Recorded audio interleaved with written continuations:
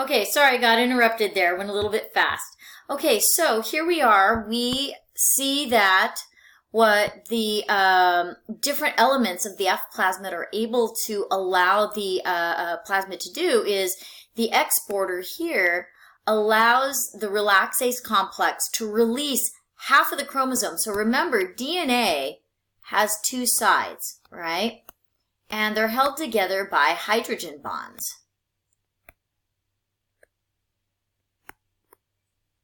So when you open up DNA or uncoil the plasmid should look like this. Sorry for my bad art here. I need to take an art class. All those lines represent hydrogen bonds. So this is side 1 of the double helix, and this is side 2. And so what happens is this double helix used to have two sides, but one of them goes down and is transported into the F negative cell. So this is the F plus cell and this is the F negative cell. So eventually what ends up happening is this new chromosome circularizes, fixes the missing piece of DNA, okay? So here you had side 1 and side 2. Side 2 is what's snaked over here. This F plasmid replaces the side that left, and then this F plasmid also replaces the side that's missing. So now you have two cells that are both F plus. So it turns out that there are a lot of cells that can undergo conjugation, and these are all called HFR, or high frequency of recombination strains. A lot of them are found in E. coli, but there are other strains that can do this as well. So HFR strains all come from the original F plus strain. Basically the idea is that that F factor integrates, not only snakes over and gets into the new host cell, but here's the crazy thing. That F factor becomes a part of the host cell's individual chromosome. So here's the host cell's chromosome. The new F factor plasmid, okay, that is going to splice itself into the host chromosome, so that you end up with a cell that looks like this. Here's the host. Here's the original chromosome. And now, crazy enough, you have that piece of plasmid that integrates in there. And so these are called F prime factors. What you need to know for the exam is how conjugation works. So this whole process in F plus to F minus, okay, slides 9.19, 920. Now, when F factor itself becomes a part of the chromosome, see, here's a much nicer picture. I always start writing before I look at the next picture. When F factor becomes a part of the chromosome, that's when it's converted to HFR, all right? So F plus can become HFR if integration occurs. Otherwise, you have F plus. That sounds like something that might be on the exam. What's the difference between F plus and an HFR cell? Sounds like something that could be an essay question. So conjugation between these two original strains probably is what produced that HFR from an F negative plus F plus strain. Okay? And so the origin of transfer is going to be the part where the F plus incorporates, or the F factor plasmid incorporates into the overall plasmid. All right, that happens because basically the idea is that that F factor piece of DNA comes snaking into the cell, and something nicks the original plasmid, and insertion can occur. And then through replication, the bacterial cell repairs its DNA. So the entire HFR chromosome can be transferred in, believe it or not, 90 to 120 minutes. Now, if you didn't know this already, E. coli can reproduce itself every 20 minutes, okay? So E. coli is a very quickly replicating cell. This whole HFR thing can happen between 90 and 120 minutes, which is really interesting because what that means is basically you have a transformation event occur, and then after that, every 20 minutes, that new HFR cell can start generating new copies of itself. Remember, you start with one cell, it pinches in half and makes two through binary fission, and now you are going to grow a new population of HFR positive cells.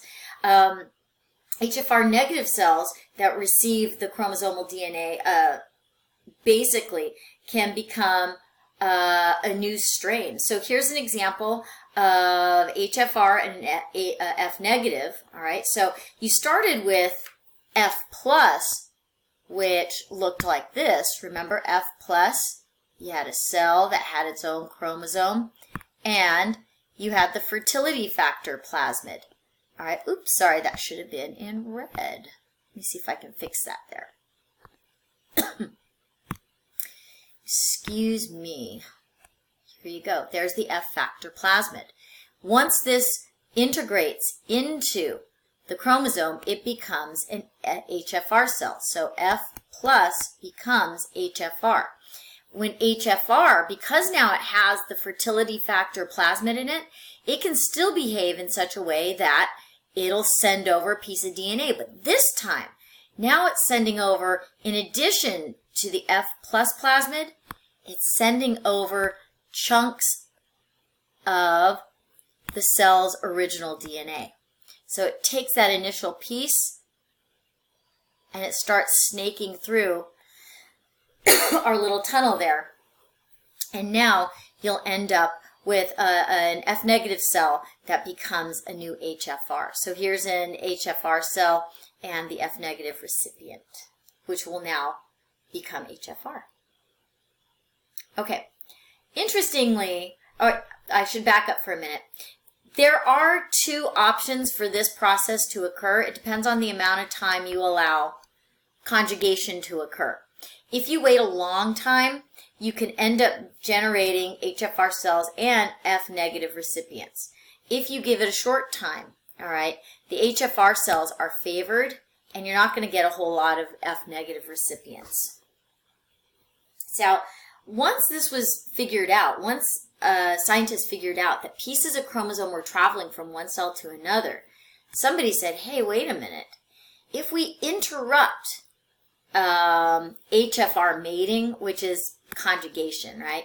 If we interrupt conjugation, maybe we can figure out the order of genes along the length of a chromosome. And that's exactly what Woolman and Jacob did. What they did was they looked at cells that were HFR.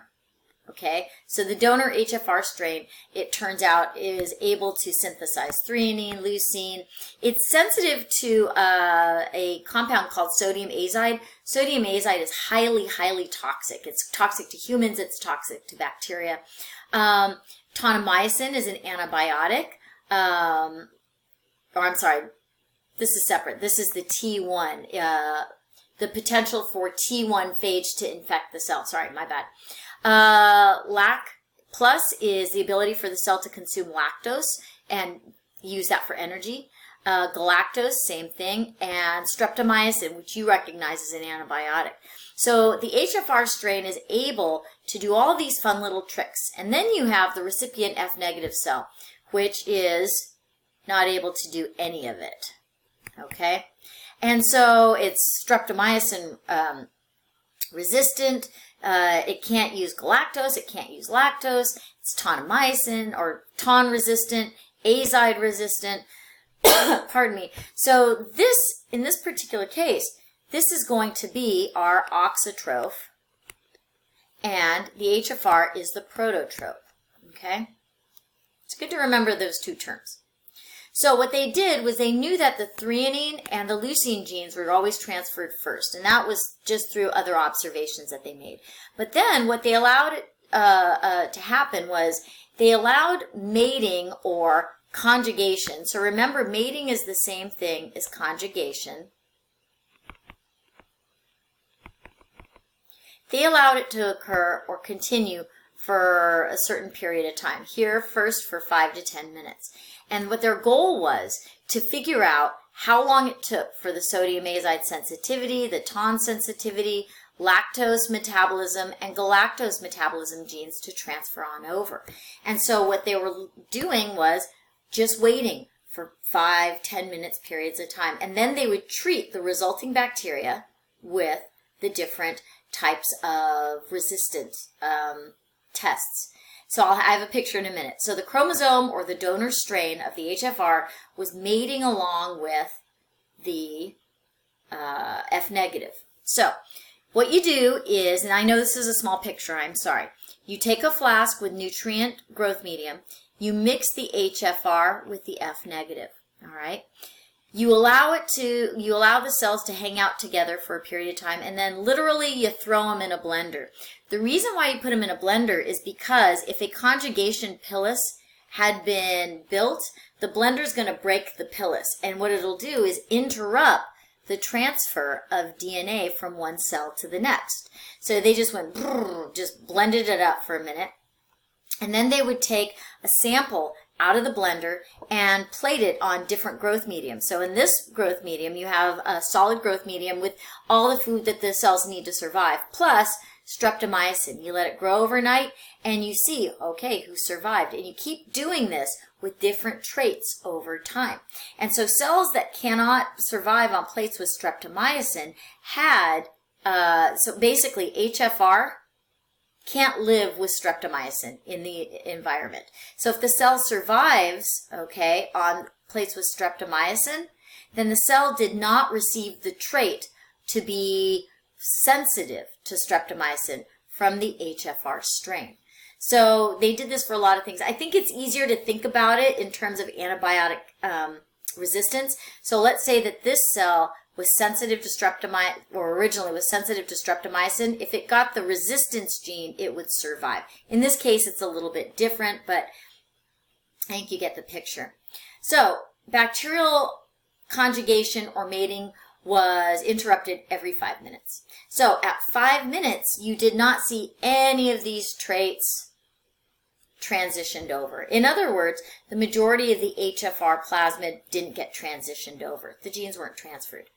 At 10 minutes, though, there was sodium azide sensitivity. And what that means is that that's the first gene along the length of the chromosome. Okay? After that, 15 minutes. Now you have TON sensitivity. So by going on through this over a period of time, they were able to figure out the order in which these genes arrived, which were threonine, leucine, azide, TON, lactose, and galactose metabolisms. And so in these conjugation experiments, they were able to map literally thousands of genes in the E. coli chromosome by making that HFR cell, right? So you started with F negative, which just had the E. coli chromosome, remember? So F negative just had the E. coli chromosome. F positive had the E. coli chromosome plus HFR. Oops, my colors didn't change. Now, HFR, the Hfr strain, is where you have the E. coli chromosome with the F positive plasmid incorporated into it. So you went from step 1 to step 2 to step 3. And there are many, many more genes along the length here of the E. coli plasmid. So all you had to do is keep waiting 5 minutes, interrupt, 5 minutes, interrupt, and keep testing for different growth requirements. And so eventually, starting at an arbitrary point, you can see the ability to metabolize galactose, the ability to use tryptophan, the ability for arginine, different aspects of arginine metabolism. Let's just put it that way. So the distance between the genes was determined by comparing the times after mating or after the initiation of conjugation. So LAC-Z happened at about 25 minutes, and then galactose E occurred slightly after 30 minutes. And so basically, these were considered 9 minutes apart. Oh, guess what? 9 minutes can be interpreted as 9% the distance around the entire chromosome. Okay, so that is basic transformation. We're going to start transduction in the next video.